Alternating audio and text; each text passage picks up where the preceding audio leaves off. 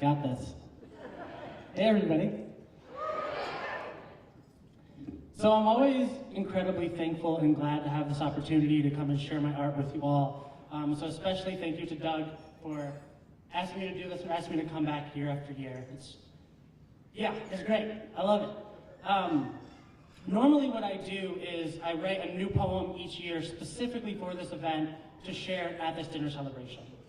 This year I decided to do something a little bit different. We're going to be doing 2 poems, and these aren't ones I wrote specifically for tonight, but they are ones that I think are particularly relevant and felt very important for me to share. I think the first one requires just a little bit of context. For me, mental health is an ongoing struggle, especially depression and anxiety. This first poem comes out of a time in college a few years ago where I was incredibly depressed, pretty darkly so, to be honest.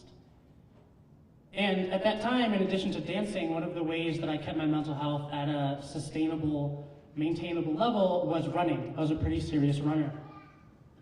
And then I injured my knees while running, and I couldn't run anymore.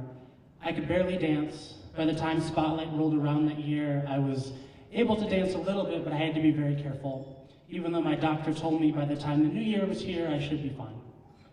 Went back to my doctor. Doctor sent me to an orthopedic specialist. Orthopedic specialist told me, there's nothing I can do to help you. We did the x-rays and the examination, and nothing was physically wrong with me. And what I came to find out was that I was physically fine, but I was so depressed that my body had not registered that I was healed. So this poem comes out of that, and with those things in mind, it serves not only as a reminder for the small victories and celebrating those, but thinking about these large moments of celebration. What is it that it took for us to get here? What things have we survived that could have stopped us that didn't, that make these moments of celebration and symbolic new beginning that much more important? It's called orthopedics. Orthopedics. I'm visiting a specialist after my running injury before my prescription for antidepressants. Doctor, I see these glowing images up in front of us, and you're telling me there's nothing wrong. I want to tell you a story. When I injured myself, I forgot how to stop moving. I know this whim of a long midnight run was a bad idea, but I ran between the same 2 ponds where just a few weeks before I thought about drowning, but this time I didn't want to die. I could not deny myself that victory. You're telling me things are back to normal, so then why can't I dance like I used to? Here's another story. In this one, the roots from the trees have pushed the sidewalks into crookedness. We would use the bumps as ramps for bikes and skateboards, but had to watch out for broken glass. Jumped over the butts of blackened miles in the cracks between the pavement. In this next one, I'm in gym class. When I'm running is when I feel wanted here, because no one wants the black kid who can't play basketball for their team, but they want me for relays, and I'll take what I can get. In this next one, our tree is young. A caterpillar crawls in the space between the trunk and a mostly severed branch, and I decide to smash him flat between. The branch grew back in strong. I like to think it was him that glued the pieces back together. In this one, I am the caterpillar. You're telling me I have become the branch, so why do my joints still feel the weight of so many autumns?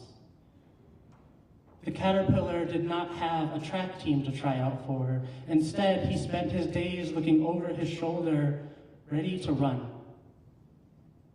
At least when I am my own cause of pain, I don't feel quite so powerless. Doctor, fix me.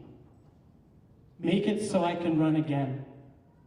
I'm so tired of catering this pity party on the corner of Westwood and West Warren where the liquor store clerk hides behind bulletproof glass.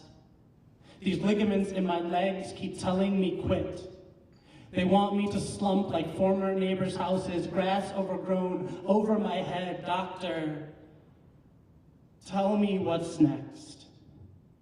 If you have no cure for this, at least help me understand the ways in which I am still broken.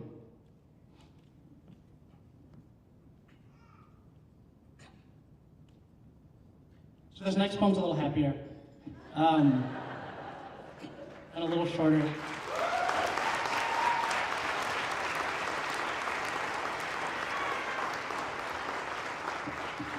Thank you, you guys are great.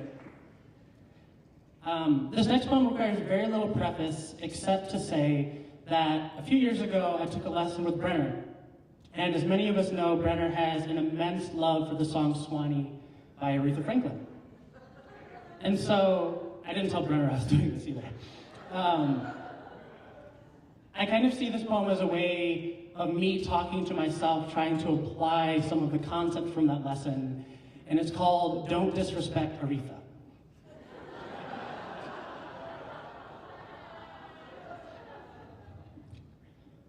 When she wail, you wail. She belt out Swanee, Swanee, you buckle like a shoe, like spit shine. Like maybe you can't quite understand intellectually, but your body can learn to channel that swung 4/4 and the crooked weighting snuck into each enunciated letter. Make your back a horn. Your wrist a bass spinning like a pirouette. Make your body a queen in waiting too. Aretha didn't spill out her soul like cracked eggs in a skillet, like jambalaya from pot to bowl for you to have stiff knees, feet that don't roll, like a rocking chair with some stank in the nails holding the wood together, though it cracks, makes noise seeping like nose breath, like the space between waiting for me and praying for me, or how I love you and how I love you. That's if Aretha ever even needs to take a breath. Maybe you can't do right by your mama. How far away common ground can feel, as if all the soil from here to Detroit is dry and blowing away like dust. Maybe you can't do right by every lover who you kept waiting, by everyone who's died without you telling them what's real, whatever real is. But you can learn to do what you can to do right by each verse. Become smooth rumble, crumbed butter, background and backbone, sacrifice, offering to and of yourself, with her voice becoming each one of your joints. Thank you.